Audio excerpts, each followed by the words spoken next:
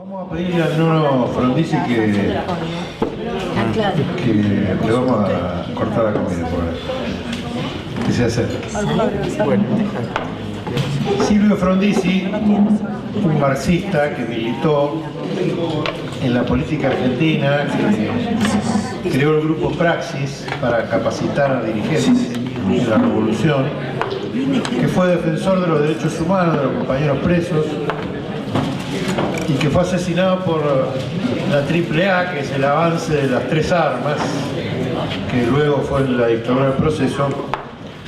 Bueno, fue uno de los compañeros que cayó en ese momento, planificadamente cayó, porque era uno de los valores que estaba generando una generación revolucionaria.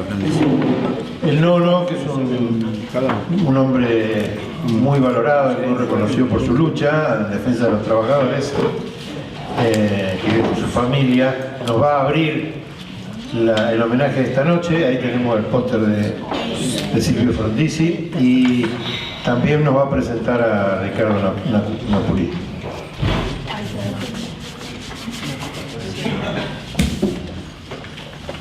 Bueno, buenas noches, compañeras, compañeros. No podría hablar de Silvio sin tomar su espíritu unitario. Es decir, hablar de Silvio es hablar de Cook, de Hernández Arregui, de Troller, de Atilio López. Silvio fue un militante que aportó al marxismo crítico,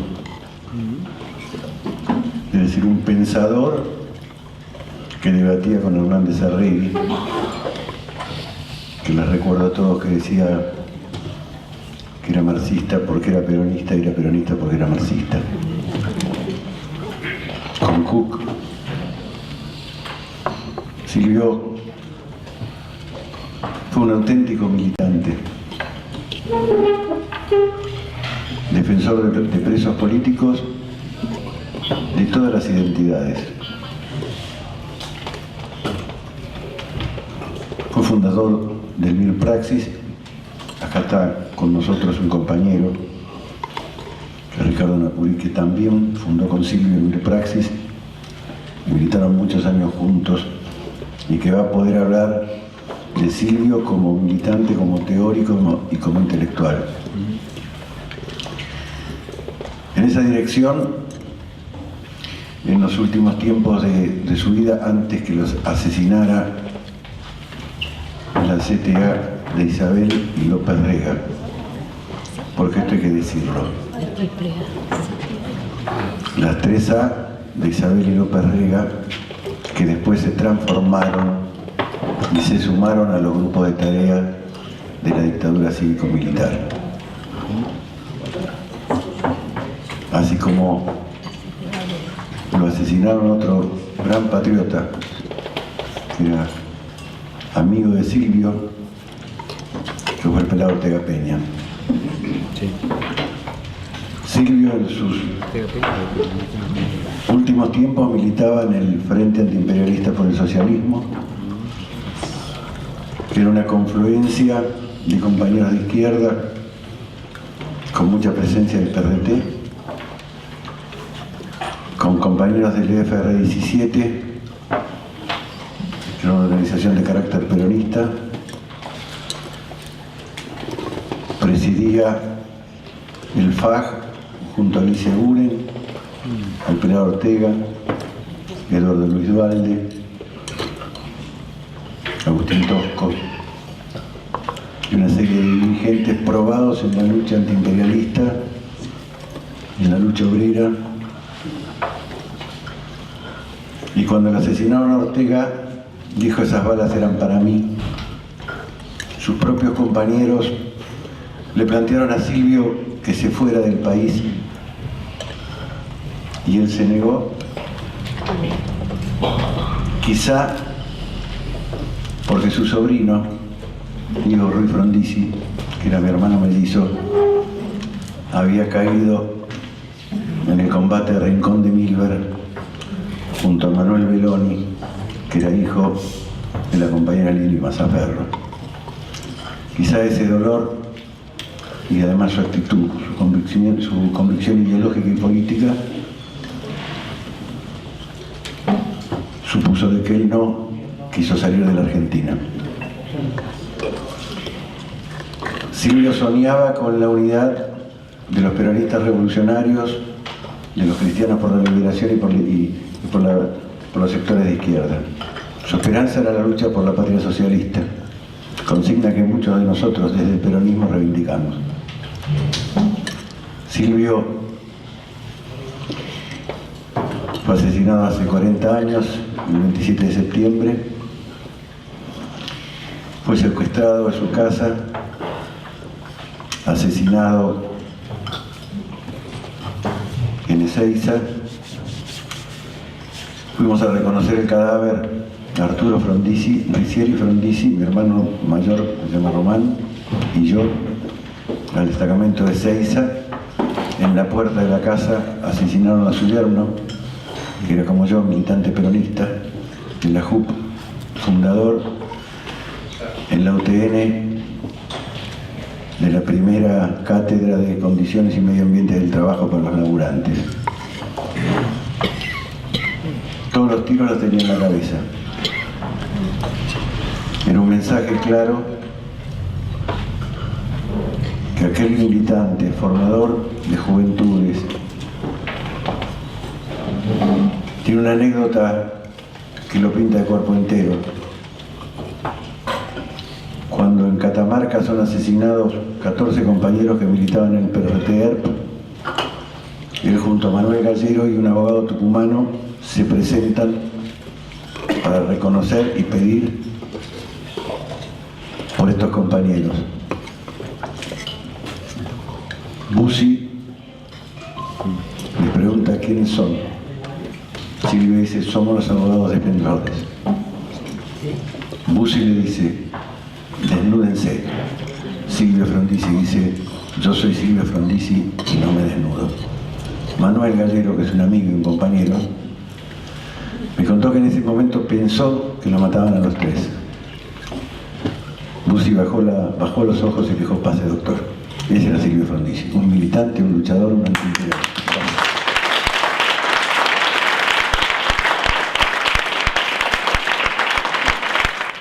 Bueno, compañero es Ricardo Napurí,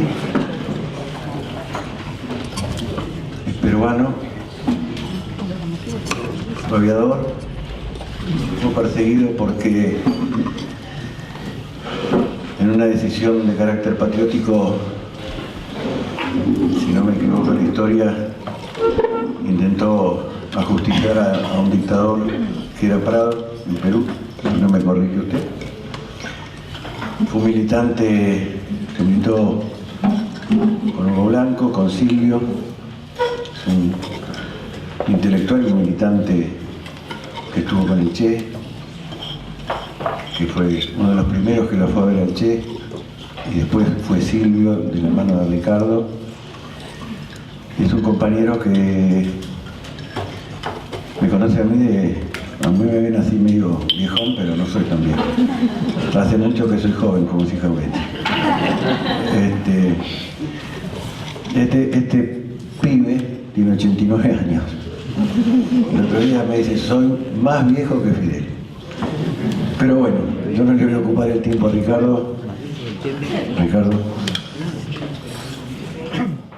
Agradezco vivamente a quienes me invitaron a esta reunión y agradezco igualmente la presencia de ustedes que me permite verter algunas ideas y quizás noticiarlo de algunos incidentes de perfil histórico que tienen que ver con algunos personajes de su propia historia y de la historia de América Latina. Yo conocí a Silvio porque era un joven aviador militar a quien ordenaron reprimir la rebelión del APRA tan lejos como el año 1948. Me negué porque era una carnicería, porque había que matar a centenares de personas de los barcos de la Armada que habían sublevado. Yo dije, no he venido a la Fuerza Armada a matar civiles ni militares, como tal me niego. Me hicieron consejo de guerra y me expulsaron del país. Recalé en la Argentina. Por ese hecho soy uno de los decanos, quizás los más antiguos, de los violadores de la obediencia debida.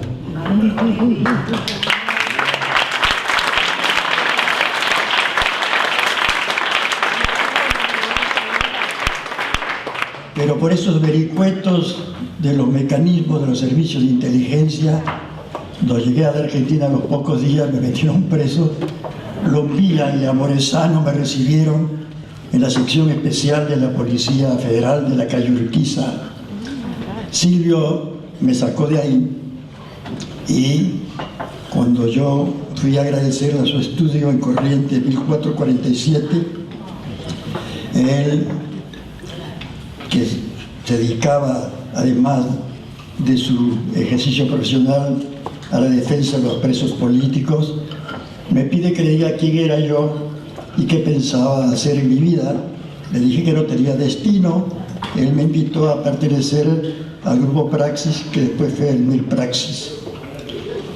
Concretamente yo les quiero decir, por el tiempo es apretado, que Silvio fue un intelectual marxista crítico que pensaba la historia, la cultura y la lucha de clases en forma autónoma. Eso fue posible porque él, de liberal que fue en su época, de la escuela de Rodolfo Mondolfo, como saben muchos, era gramsciano a la vez, y entonces con su espíritu libertario ingresa al marxismo. Eso le permite a Silvio tomar una posición correcta frente a fenómenos como la aparición del peronismo. Ustedes obviamente no tenían por qué estar en el año 1940 y 50 por razones obvias, pero situarse en esos momentos era reconocer que el movimiento peronista era una novedad, no solamente en el país, sino en América Latina. Tanto es así que Estados Unidos, con la hostilidad que tenía a los países que eran capaces de colisionar con ellos, le puso la puntería en la medida que la Argentina era, más que Brasil, el país más importante de América Latina. Silvio, mejor que otros, comprendió directamente el fenómeno peronista. Fue uno de los primeros en caracterizarlo como una corriente nacionalista y le asignó las posibilidades de redirigir la revolución democrática para hacer saltar al país de la condición de país atrasado a un país de desarrollo superior capitalista. Pero Silvio comprendió mejor que otros que en el proceso de la historia de nuestros países en el desarrollo desigual, en que los países centrales habían realizado toda su revolución democrático-burguesa, en nuestros países eso no era posible copiar, así, no era posible copiar el itinerario que habían seguido las burguesías de esos países centrales, porque nosotros éramos países dependientes, capitalistas atrasados. Y lo que es fundamental, la burguesía local no era nacional, en el sentido de tomar a su cargo ella las tareas democráticas nacionales que emanciparan al país del yugo de la explotación imperialista.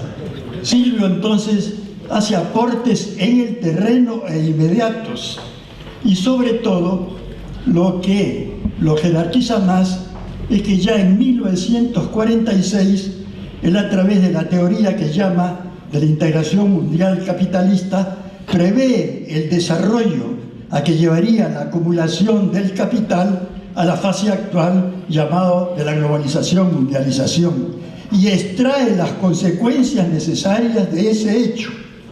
Entonces tenemos ahí un aporte fundamental a la historia, a la cultura y al proceso histórico argentino.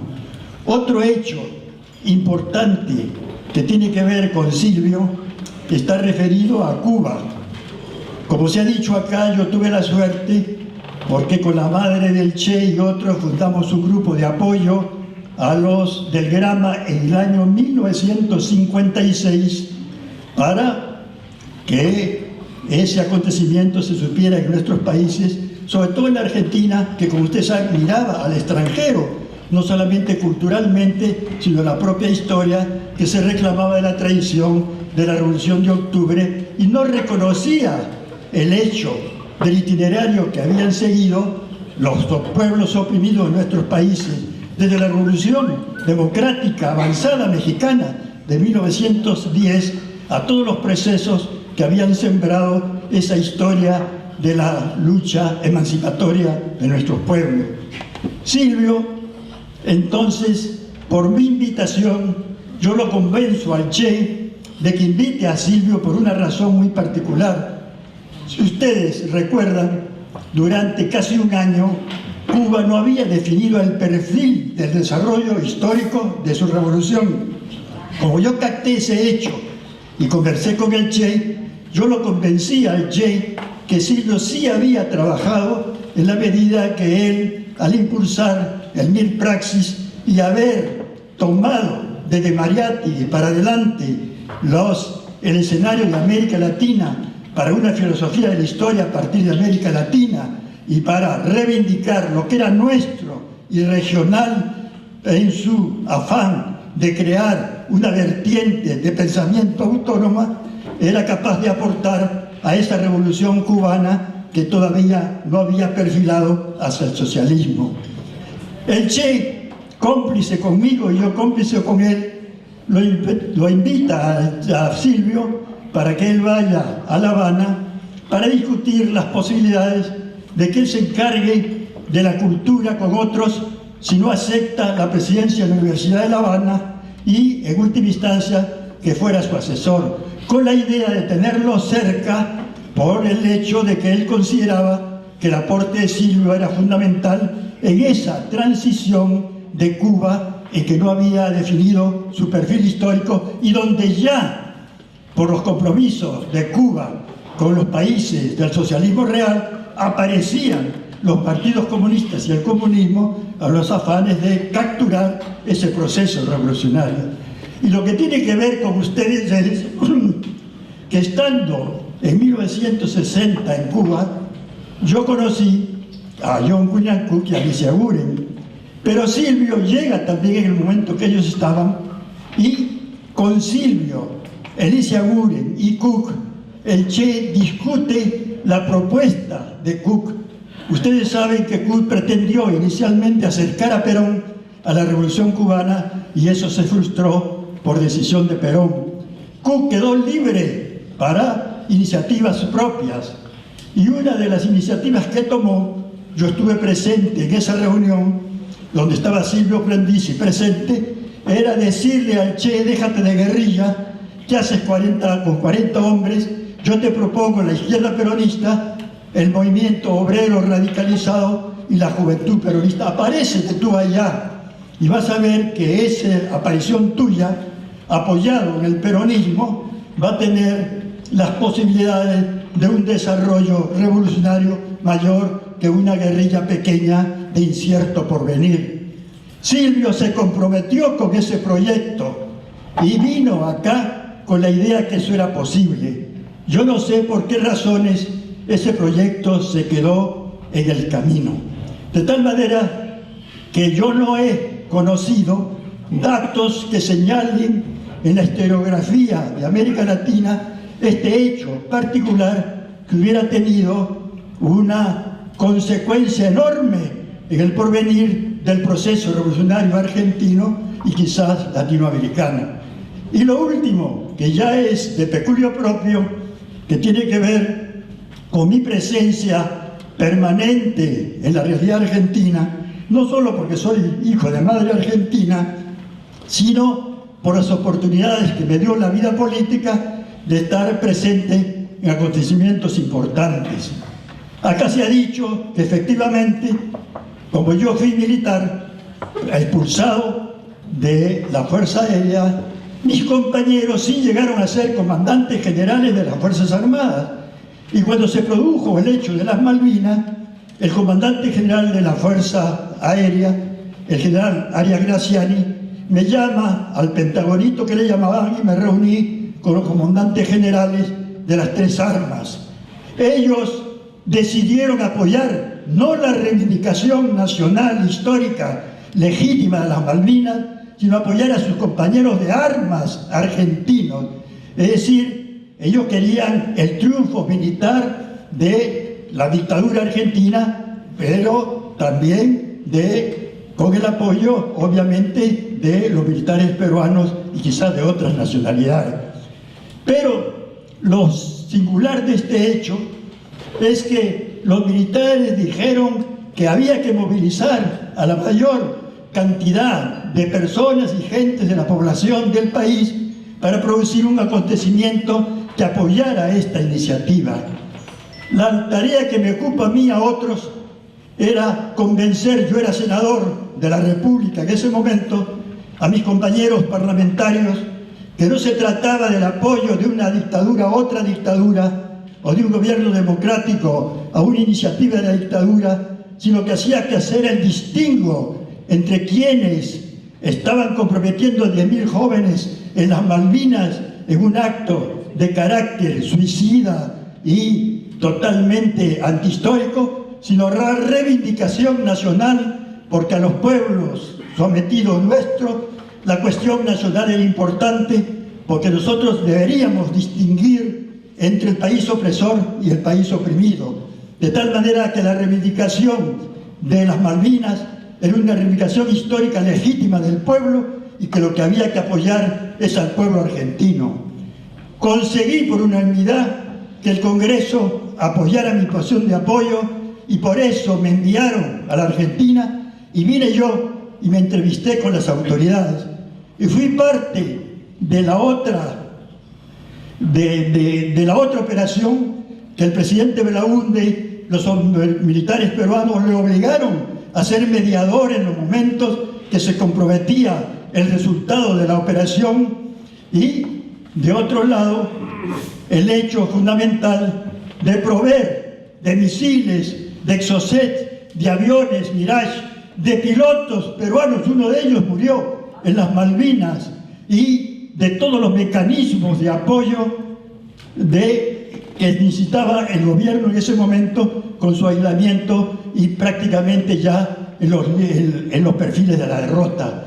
Yo vine entonces y me entrevisté con las autoridades, me quisieron mandar a las Malvinas a que yo incitara en nombre de la solidaridad latinoamericana a los soldados que estaban combatiendo.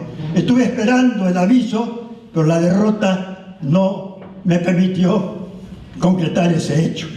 Esto es el testimonio mío y lo que yo considero puntos de encuentro con ustedes, que sé que son gente, personas, militantes, intelectuales, hombres y mujeres comprometidos con el proceso de nuestros pueblos. Porque así como Silvio pensaba que lo local no es local, sino es la expresión concreta de la universalidad de la economía y de la vida, porque todo es globalidad en nuestro tiempo, yo sé que ustedes, al asumir la bandera de la patria grande, están pensando que no hay solución argentina para los problemas de nuestro tiempo si ellos no son en el marco de la revolución de América Latina y de su unidad. Gracias.